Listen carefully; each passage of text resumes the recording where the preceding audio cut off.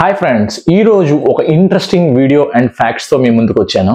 మన ఆంధ్రప్రదేశ్ లో చిత్తూరు డిస్ట్రిక్ట్ గుర్తురాగానే మనకు వచ్చే టెంపుల్ పేరేంటో మీకు తెలుసు, తిరుపతి అండి. తిరుపతికి సంవత్సరం పొడుగునా కొన్ని లక్షల మంది దర్శించుకుంటారు వెంకటేశ్వర స్వామిని. బట్ ప్రతి సంవత్సరం మాత్రం ఆ 10 రోజులు ప్రత్యేకం.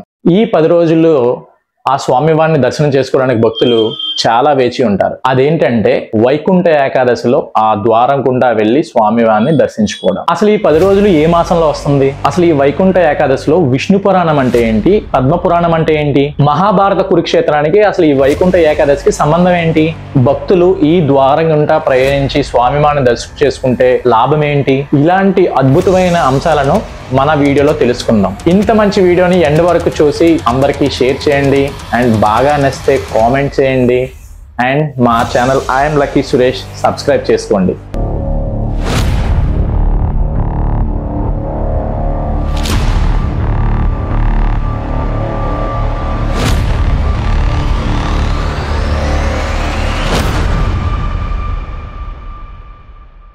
వైకుంఠ ఏకాదశి అనేది హిందూ క్యాలెండర్లో ధనుమాసంలో వచ్చే శుక్లపక్ష ఏకాదశి. ఇంగ్లీష్ క్యాలెండర్లో అయితే డిసెంబర్ చివరి నుండి జనవరి వరకు ఉంటుంది. వైష్ణవ విష్ణు ఆరాధన సంస్కృతి ఈ రోజున వైకుంఠ ద్వారం లేదా భగవంతుని అంతఃపురానికి ద్వారం తెరవబడిందని విశ్వసిస్తుంది.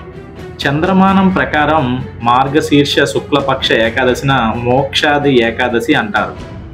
ఈ పవిత్రమైన రోజున ప్రపంచవ్యాప్తంగా ఉన్న విష్ణు దేవాలయాల్లో ప్రత్యేక ప్రార్థనలు, యజ్ఞాలు, ప్రసంగాలు ఏర్పాటు చేయబడతాయి. విష్ణు పురాణం ప్రకారం వైకుంఠ ఏకాదశి రోజున ఉపవాసం చేయడం హిందూ సంవత్సరంలో మిగిలిన 23 ఏకాదశుల ఉపవాసంతో సమానం. అయితే వైష్ణవ సాంప్రదాయ ప్రకారం శుక్లపక్ష మరియు కృష్ణపక్షం 2 ఏకాదశి నాడు ఉపవాసం తప్పనిసరి. ఏకాదశి రోజున ఉపవాసం చేయడం ఇతర మతపరమైన ఆచారాల కంటే పవిత్రమైనదిగా పరిగణించబడుతుంది. విష్ణువు తనకు వ్యతిరేకంగా ఉన్నప్పటికీ ఇద్దరు రాక్షసుల కోసం వైకుంఠం తన నివాసం ద్వారానే తెరిచాడు. ఎవరైతే తమ కథను వింటారో మరియు వైకుంఠ ద్వారం అని పిలబడే ద్వారం అని పిలుస్తారో నుండి బయటికి వస్తున్న విష్ణుమూర్తిని చూసేవారు కూడా వైకుంఠానికి చేరుకుంటారని వారు వరం కోరారు. భారతదేశంలో అన్ని దేవాలయాల్లో ఈ రోజున భక్తులు నడవడానికి ఒక రకమైన నిర్మాణాన్ని తయారు చేస్తారు.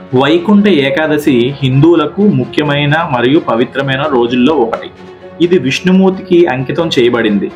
ఇది హిందూ క్యాలెండర్లో మార్గశీర్ష నెలలో డిసెంబర్ మరియు జనవరి మధ్య జరుగుతుంది. గమనించినప్పుడు అది జనన మరణ చక్రం నుండి విముక్తిని ప్రసాదిస్తుంది. పద్మ పురాణంలో వైకుంఠ ఏకాదశి విశిష్ట గురించి ప్రస్తావించబడింది.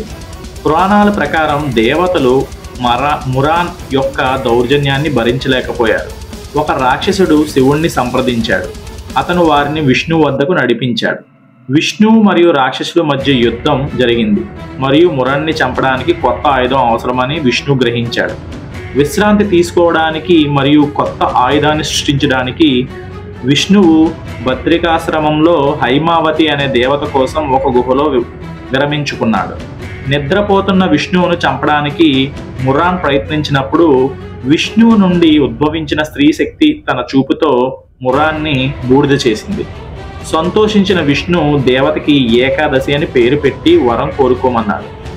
ఏకాదశి బదులుగా ఆ రోజున ఉపవాసం పాటించే వ్యక్తులు తమ పాపాలని విముక్తి పొందాలని విష్ణువు వేడుకున్నారు. ఆ రోజున ఉపవాసం ఉండి ఏకాదశిని పూజించిన వారు వైకుంఠాన్ని పొందుతారని విష్ణువు ప్రకటించాడు. ఆ విధంగా ధనుర్మాస శుక్లపక్ష ఏకాదశి అయిన మొదటి ఏకాదశి వచ్చింది. మురాన్ అనే రాక్షసుడు ప్రజల్లోని రాజసిక మరియు తామసిక గుణాలను సూచిస్తుంది. కామం, మోహం, జడత్వం, అహంకారం మొదలైన వాటికి ఆపాదించబడింది. ఈ ధోరణులు జయించినప్పుడు మోక్షం, విముక్తి లేదా సాక్షాత్కారానికి అనివార్యమైన మనస్సు యొక్క స్వచ్ఛతను, సతత్వాన్ని పొందుతాడు. స్వయాన్ని స్వచ్ఛమైన అవగాహన గ్రహించడానికి మనస్సు యొక్క స్వచ్ఛత అవసరం. మహాభారతంలో భగవద్గీతలో కురుక్షేత్ర యుద్ధ ప్రారంభంలో కృష్ణుడు మరియు అర్జునుడు మధ్య జరిగిన సంభాషణ ఈ రోజే జరిగినట్లు చెబుతారు. ఇక్కడే చాలా మందికి డౌట్ అండి. యాక్చువల్లీ ఉత్తర ద్వారాన భక్తులందరూ స్వామి గారిని దర్శనం చేసుకుంటే అసలు మోక్షం వస్తుందా? ఖచ్చితంగా వస్తుంది. బట్ అక్కడ ఒక చిన్న కండిషన్ ఉంది. అది ఏమిటంటే, మీరు ఏ ప్రముఖమైన వైష్ణవ ఆలయాల్లో ఉత్తర ద్వారం నుండి వెళ్ళినప్పుడు అక్కడ పైన చూడండి, ఇద్దరు రాక్షసులు ఉంటారు. అయితే ఆ రాక్షసుల బొమ్మలు పైన ఉంటాయి, లేదంటే ద్వారానికి పక్కన ఉంటాయి. అది ఏమిటో అర్థమైందంటే అప్పుడు మనకు మోక్షం ఎలా వస్తుందో తెలుస్తుంది. ఆ రాక్షసు పేర్లే మధు కైటబులు. వాళ్ళు ఇద్దరు కొంచెం అతి తెలియకపోతే స్వామి వాళ్ళని సంహరిస్తారు. వాళ్ళిద్దరూ అప్పుడు స్వామిని, స్వామి మీ వైకుంఠంలో మాకు నివాసం కావాలంటే అప్పుడు స్వామి ఉత్తర ద్వారం నుండి వాళ్ళిద్దరిని రప్పిస్తారు.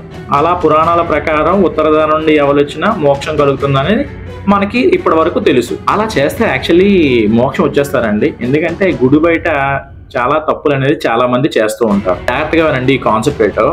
మధు అండ్ కైటబ వీళ్ళు పురాణంలో ఉన్న రాక్షసులు కాదు, మనలో ఉన్న ఇద్దరు రాక్షసులు. వాళ్ళు మధు అంటే హనీ, కైటబ అంటే ఇన్సెక్ట్, తేనె పురుగులు. మనలో ఉన్న రాక్షసులు ఏమిటంటే, తేనె అంటే నేను, ఇన్సెక్ట్ అంటే నాది. ప్రపంచంలో అన్నిటికంటే తీయనైనది నేను చుట్టూ ఈగల్లా చేరుకుంటారు కదండి, అవి నావి. అంటే ఫర్ ఎగ్జాంపుల్ మా భార్య, నా పిల్లలు, నా ఇల్లు, నా కారు, అలా అన్నమాట.